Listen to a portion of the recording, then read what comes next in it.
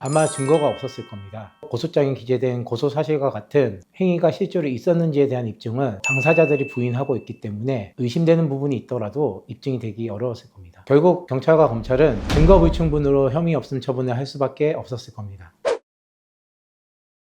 일단 당사자들이 혐의를 부인할 겁니다. 며느리와 그 학생 모두가 자기들은 성관계를 하지 않았다, 성적인 행위는 없었다 라고 주장을 했을 것 같고요. 그런 상황에서 모텔에 들어갔다, 호텔에 들어갔다 이런 정황만으로 그 안에서 이 성관계가 있었는지 성적인 행위가 있었는지까지는 밝히기가 어려웠을 겁니다. 뭐 의심스러운 정황이 있다 하더라도 상대가 미성년자였기 때문에 정신적으로만 교제했다 이렇게 주장을 했을 것 같고요. 그 주장이 받아들여졌다기보다 육체적인 관계가 있었는지에 대해서 밝히지 못했다. 이게 정확한 표현일 것 같습니다.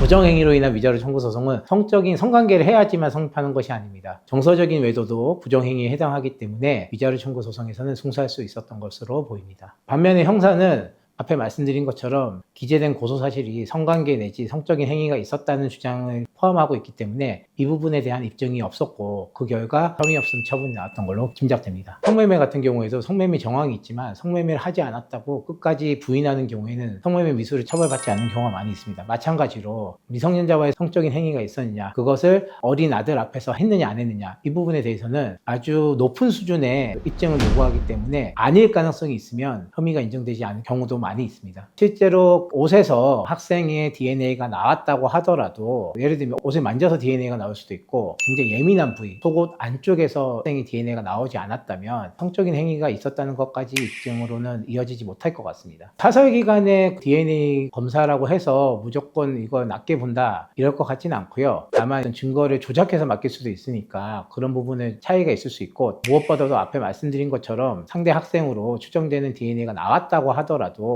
그것만으로는 고소사실에 대한 입증을 충분히 하지 못할 것 같습니다. 카톡이 삭제된다고 하더라도 포렌식 검사 결과 복구되는 경우도 많이 있습니다. 요즘 휴대전화 같은 경우는 보안 수준이 굉장히 높기 때문에 초기화까지 이루어진 핸드폰 같은 경우에는 포렌식 하더라도 아무것도 안 나오는 경우가 많이 있습니다.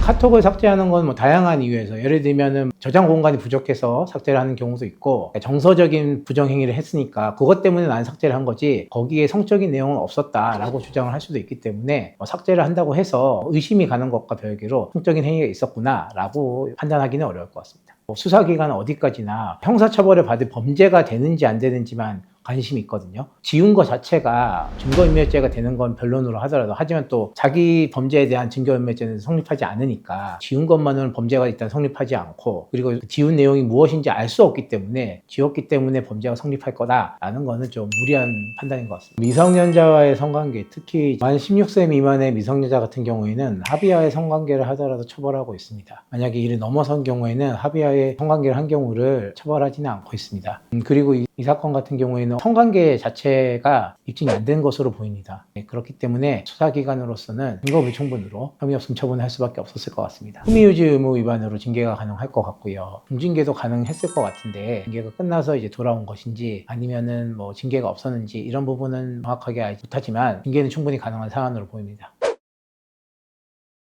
뉴스 기사에 따르면 복직할 예정이라고 나와 있는데 무혐의가 나오더라도 학생과의 정서적인 부정행위가 있었다는 것만으로도 충분히 징계는 가능합니다. 사립학교 같은 경우에는 징계가 이미 이루어졌다 그러면 복직을 막을 방법은 사실 매우 어려울 것 같습니다. 다만 이제 다른 업무에 배정하는 그런 식의 조치를 취할 수도 있을 것 같은데 만약에 전교사다 그러면은 다른 사유를 들어서 해고를 하려고 하더라도 매우 어려울 걸로 예상됩니다. 배우자에게 7천만 원, 상간남인 고등학생에게 1,000만 원의 위자료가 인정된 걸로 기사가 나오고 있는데요. 아마 소송은 따로따로 했을 것 같고요. 특히 이제 성인인 학교 교사인 배우자가 미성년인 남학생과 부정행위를 했기 때문에 성인인 선생님의 책임을 훨씬 더 높게 봤을 거고 그렇기 때문에 더 많은 위자료가 인정이 된 것 같습니다. 아기인 아이를 데리고 부정행위를 했기 때문에 물론 여기서의 부정행위가 성적인 부정행위까지 인정이 되는지 아니면은 정서적인 부정행위만 인정되는지는 실제로 판결문을 제가 보지 못했기 때문에 확인할 수는 없지만 정서적인 부정행위를 했다 하더라도 책임은 충분히 인정될 수 있고 그 결과 부정행위로 인한 위자료가 2천에서 3천만 원 정도 인정되는 걸 감안하면 7천만 원 인정됐다는 것은 법원에서도 이 행동 자체를 굉장히 나쁘고 심한 행동이다 이렇게 인정한 걸로 보입니다. 미성년자의 경우에도 민사상 손해배상 책임이 인정됩니다. 특히 부모님 같은 경우에는 미성년자를 감독할 법적인 의무가 있기 때문에 감독을 충분히 다 하지 못한 부분에 있어서 공동으로 책임을 지는 경우가 많습니다. 그 학생의 부모님까지 포함해서 소송을 진행했을 걸로 보입니다. 부모님을 상대로 손해배상을 받아야 되기 때문입니다. 이 사건 같은 경우에는 호텔에 여러 차례 출입을 했고요. 식당에서 이제 뽀뽀하는 등 애정 행각이 찍힌 CCTV가 있었고, 이 정도만으로도 충분히 부정행위가 있었다고 인정이 되기 때문에 금액에 많고 적고의 차이가 있을 뿐이지 손해배상 책임이 당연히 있을 걸로 보입니다.